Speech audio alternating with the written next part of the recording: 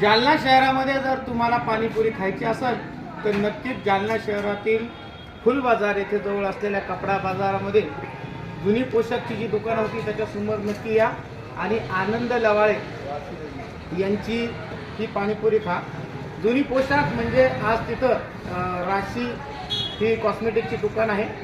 नक्कीच कपडा बाजारमध्ये ही जी लाईन आहे कपडा बाजार सोरबी लेडीज वेअर किंवा राशी शॉपिंग याजवळ असलेला हा आनंद लवाळे आहे.